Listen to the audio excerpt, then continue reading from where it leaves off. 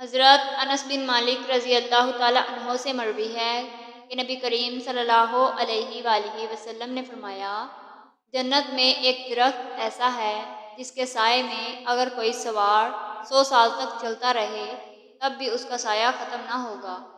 مسند احمد حدیث نمبر 11627۔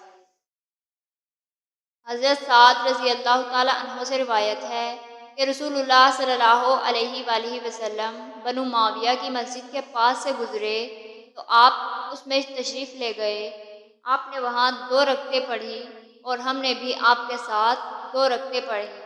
آپ صلی اللہ علیہ وآلہ وسلم نے اپنے رب سے طویل دعا کی اور جب اس سے فارغ ہوئے تو فرمایا، میں نے اپنے رب سے 3 چیزیں مانگی تھی، اس نے مجھے 2 عطا فرما دی اور ایک سے مجھے روک دیا۔ میں نے اپنے رب سے سوال کیا تھا کہ وہ میری امت کو قحط کے ساتھ ہلاک نہ کرے، اس نے یہ چیز مجھے عطا فرما دی۔ میں نے اس سے یہ سوال کیا کہ وہ میری امت کو غرق کے ذریعے ہلاک نہ کرے، تو اس نے یہ بھی مجھے عطا کر دی۔ اور میں نے اس سے سوال کیا کہ وہ ان میں باہم لڑائی پیدا نہ کرے، تو اس سے مجھے روک دیا گیا۔ مشکوٰۃ المصابیح حدیث نمبر 5751۔